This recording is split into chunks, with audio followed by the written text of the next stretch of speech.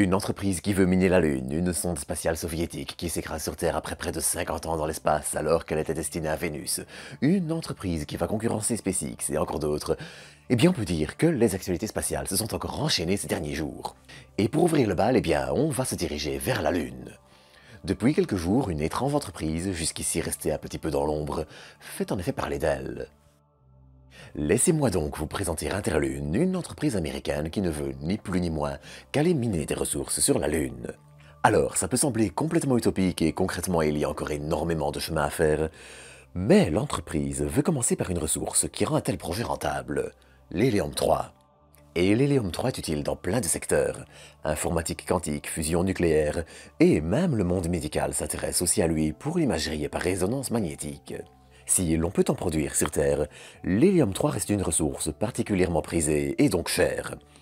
Près de 20 millions de dollars par kilo, et il s'avère justement que la Lune en contient des quantités plus importantes que ce que l'on peut retrouver ou produire sur Terre. Surtout qu'il y a encore mieux, on en trouve directement dans le régolithe de la surface de notre satellite. L'idée d'Interlune est ainsi de créer un véhicule chargé de son extraction qui ingérera et recrachera 100 tonnes de régolithe par heure. Ces débits devraient permettre de produire près de 20 kg d'hélium-3 par an pour une valeur de 400 millions de dollars. Mais bon, il faut être réaliste, il y a encore du chemin à faire. Si l'entreprise a déjà signé quelques contrats intéressants avec le gouvernement américain comme des entités privées, les défis seront encore nombreux. Développer un extracteur qui résiste à l'abrasive poussière lunaire, développer une fusée et une capsule pour rapatrier l'hélium sur Terre, résister aux titanesques écarts thermiques de la nuit et du jour lunaire qui varient de moins 130 à plus 120 degrés, et je n'ai pas encore fini la liste.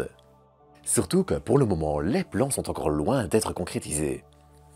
Si l'entreprise a déjà réalisé un premier démonstrateur sur Terre avec une entreprise spécialisée dans le domaine, ce démonstrateur a plusieurs failles, un système de chenille inadapté au sol lunaire, et encore bien d'autres sont en effet des petits soucis qu'il faudra régler. Mais l'entreprise veut d'abord s'assurer que le régolithe contient assez d'hélium et enverra pour ça une charge utile sur un atterrisseur lunaire commercial d'ici la fin de l'année pour s'en assurer. Alors, pas d'informations directes sur quel atterrisseur embarquera la charge, mais il pourrait en tout cas s'agir de Griffin Astrobotics.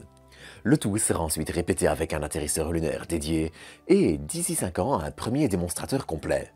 Un calendrier plein d'ambition donc, et il y a fort à parier qu'énormément de choses changent encore d'ici là. D'autant plus qu'Interlune n'envisage pas de devenir pleinement opérationnel avant 2029 au plus tôt, et que tout n'est pas encore gravé dans le marbre non plus. Mais bon, en parlant de la Lune, l'atterrisseur Hakuto Air du Japan iSpace semble toujours en bon état et devrait se poser le 5 juin. Depuis le début de l'année, son lancement, la communication de l'entreprise est assez discrète, mais elle confirme en tout cas que tout se passe pour le mieux, et les observations d'amateurs arrivant à capter le signal de l'atterrisseur viennent le confirmer. Pour terminer avec la Lune, la semaine passée, je vous parlais du Moon Racer d'Intuitive Machines. Candidat au titre de successeur du LRV, le buggy lunaire d'Apollo, ce dernier avance en effet assez bien, mais il n'est pas le seul.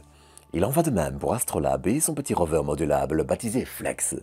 Et bien qu'Astrolabe ne collabore pas avec des astronautes d'Apollo comme Intuitive Machines, le projet d'Astrolabe compte quand même sur l'expertise d'astronautes comme Chris Hadfield.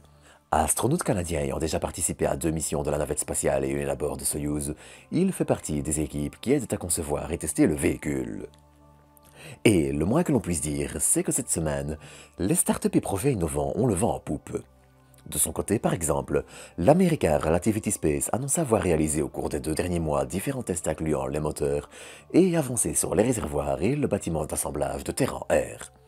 Attendu d'ici 1 an, la fusée doit s'attaquer au marché des Falcon 9 de SpaceX en emportant près de 30 tonnes en orbite contre 20 pour Falcon 9, tout en étant réutilisable. L'entreprise, qui avait un peu disparu des radars, signe ainsi un retour en force dans sa communication depuis quelques semaines, avant des débuts un peu moins difficiles que ceux de Terran 1, abandonné après l'échec de son premier vol. Et ce n'est pas qu'aux États-Unis que les choses s'activent. En Australie, Gilmore Space vise désormais la nuit du 14 au 15 pour inaugurer son petit lanceur Eris, qui deviendra la première fusée orbitale australienne.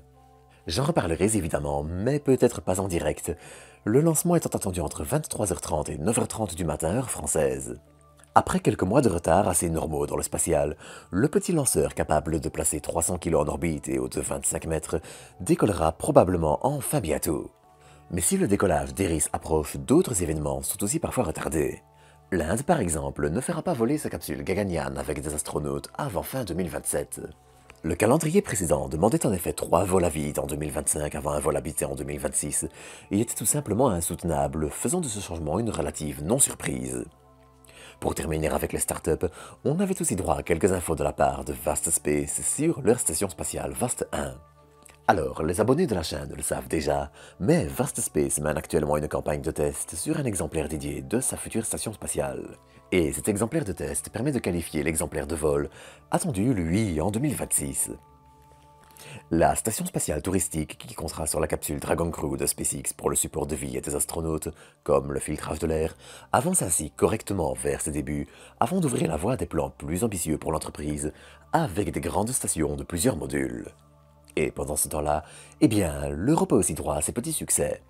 Par exemple, l'antenne du satellite Biomass a été déployée correctement il y a quelques jours.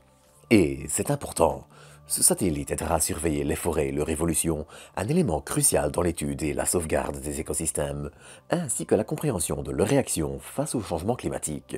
Et puis, dans un autre style, on allait aussi reparler des 2 satellites européens de la mission Proba 3 lancés en décembre 2024 à bord d'une fusée indienne. Car les 2 satellites sont en effet importants à 2 égards. Déjà, ils doivent observer et étudier la couronne solaire. Pour ça, un satellite masque le disque du Soleil pour un autre, car il est trop brillant pour les observations et le second satellite serait tout simplement ébloui si le Soleil n'était pas masqué. Et ce profil de mission a un autre intérêt. En utilisant un satellite comme coronographe, alors que l'observateur pourrait très bien avoir un coronographe embarqué, le ESA s'entraîne ici au vol en formation entre 2 satellites, l'objectif étant de garder des distances fixes, 150 mètres ici, sur plusieurs minutes au cours d'une orbite. Ce 8 mai, l'Agence spatiale européenne a ainsi annoncé avoir atteint cet objectif une première fois, avec le vol en formation de satellites le plus précis de l'histoire. 150 mètres de distance, avec une précision de l'ordre du millimètre. Les satellites ajustent en effet leur position en temps réel pour compenser les décalages en orbite, et c'est une technologie assez inédite. Car à l'avenir, il faut le dire, eh bien elle pourrait être cruciale. On peut par exemple imaginer un réseau de télescopes n'en formant qu'un seul, et capable de sonder l'univers avec une qualité inimaginable autrement. En fait, pour voir des détails plus fins, il faut un télescope plus large, et comme on ne sait pas non plus faire des miroirs de 3 km, eh bien, c'est une alternative. Et ce n'est pas tout, ça pourrait aussi bénéficier à l'observation de la Terre, ou même aux manœuvres dans l'espace de façon plus large. Enfin, j'en parlais la semaine dernière, l'épisode sera en écran de fin, mais la sonde spatiale vénusienne soviétique, qui était restée bloquée en orbite depuis 1972, est désormais rentrée dans l'atmosphère et s'est abîmée dans l'océan Indien.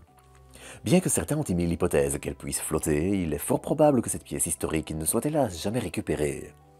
Enfin, on notera aussi que différents composants cruciaux du Nancy Grace Roman Telescope de la NASA ont désormais passé avec succès leur test de résistance au vide et au froid de l'espace. Si tout va bien, le télescope décollera en 2027 à bord de Falcon Heavy et devrait aider à recenser les exoplanètes et les caractériser, ainsi que mener des recherches sur la mystérieuse matière noire. Enfin, s'il décolle, car l'administration américaine actuelle menace malheureusement lourdement plein de projets de la NASA, incluant hélas le Nancy Grace Roman Telescope. Mais bon, tout ça, j'en reparlerai encore le moment venu. N'hésitez donc pas à vous abonner pour ne rien manquer. Et entre-temps, si vous cherchez des météorites, du matériel astro ou d'autres goodies, vous pouvez aussi faire un tour chez Astroshop via le lien en description. Ça soutient la chaîne gratuitement et lors d'une commande, eh bien, ça ne coûte pas un cent de plus. Notez toutefois qu'il faut avoir visité le lien dans le mois qui précède la commande et qu'il faut utiliser l'appareil avec lequel le lien a été visité. Mais bref, j'ai assez parlé alors, à bientôt pour de nouvelles doses d'espace.